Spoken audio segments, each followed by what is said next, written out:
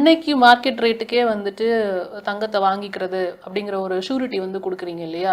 அது எவ்வளவு தூரம் சாத்தியப்படும்? ஏன்னா உங்களுக்கும் ஒரு லாபம் வேணும். கண்டிப்பா ஒரு நிறுவனம்னா லாபத்தை எதிர்பார்க்காம சில விஷயங்கள் செய்ய முடியாது.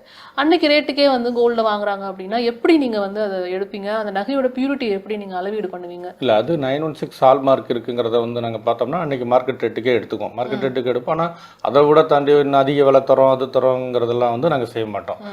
எங்களுக்கு வந்து மினிமம் லாபங்கிறது வந்து ரொம்ப கம்மியாக வச்சுக்கிட்டு கண்டிப்பாக செஞ்சு தருவோம். சும்மா எல்லாரும் மாதிரியும் இல்லை நான் உங்களுக்காண்டி நிறைய தரேன் அதிக விலை தரேன் அதுங்கிறதெல்லாம் கிடையாது. குறைந்த லாபத்தில் பண்ணுறோம். லாபம் இல்லாமல் பண்ணியிருக்கேன். நான் இப்போ சொன்னேன் பார்த்தீங்களா, இந்த ஹாஸ்பிட்டல் எக்ஸ்பென்சிவ்காண்டி ஒருத்தவங்க விற்றாங்கன்னு, அவங்களுக்கு நான் ஃப்ரீயாக பண்ணேன். அதேமாதிரி கொரோனா டயத்தில் 1 இயராக வந்து நாங்கள் நிறைய கஸ்டமர்ஸ்க்கு வந்து எல்லாம் கஷ்டத்தில் இருக்கிறாங்கன்னு விற்கிறப்ப நம்ம வந்து நிறுவனத்துக்குள்ளேயே வரல.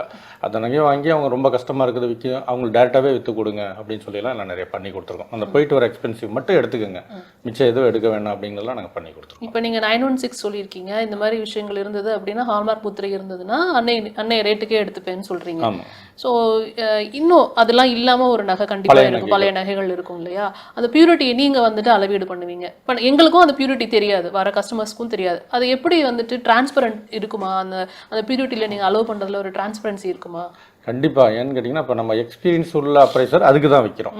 இப்போ பழைய நகையை வந்து அவ்வளோ வருஷமாக உங்களுக்கு பேங்க்கில் இருக்கிறப்போ, சாதாரணமாக ஒரு அடகு கடை வச்சுருக்காங்கன்னா ஒரு நகையை வந்து அளவீடு பண்ணுறதுங்கிறது கம்மி. பேங்க்கில் ஒர்க் பண்ணுற அப்ரைசருங்க நிறைய பார்த்துருப்பாங்க. அப்போ அதோட பழைய நகைகளோட அளவு என்ன தரம் என்னங்கிறது எங்களோட அப்ரைசர் கரெக்டாக மதிப்பீடு போட்டு அதுக்குண்டான வேல்யூ கண்டிப்பாக கொடுப்பாங்க. ஓகே. அது அந்த டிரான்ஸ்பரன்சி வந்துட்டு எந்த விதத்தில் நீங்கள் வந்து காமிப்பீங்க கஸ்டமர்ஸ்க்கு? ஏதாவது அளவீடு முறை வச்சுருக்கீங்களா? ஏதாவது வச்சுருக்கீங்களா அது மாதிரி?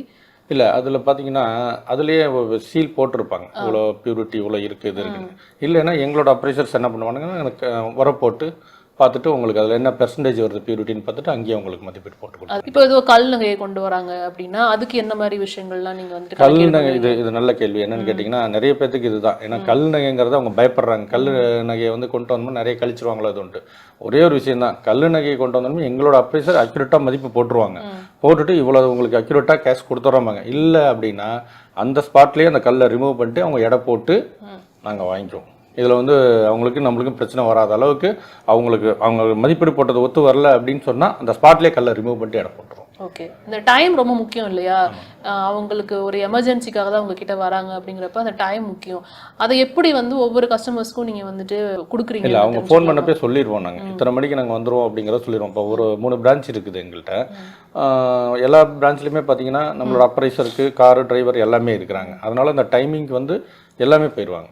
ஸோ அந்த நீங்கள் வந்து கஸ்டமர் இடத்துக்கே போய் வாங்கிக்கிறீங்க இல்லையா? நேரில் தான் எல்லா கஸ்டமருக்கும், மேக்ஸிமம் எல்லா கஸ்டமருக்கும் நாங்கள் நேர்லேயே போய் வீட்லேயும் வாங்குவோம், நேரில் பேங்க்லேயும் போய் திருப்பிட்டு பேங்க்லேயே அவங்க அப்ரைசருக்கு எல்லாமே கணக்கு கால்குலேஷன் போட்டு கொடுத்துருவாங்க அவங்க கஸ்டமர். இதுவும் பண்ணுவோம்.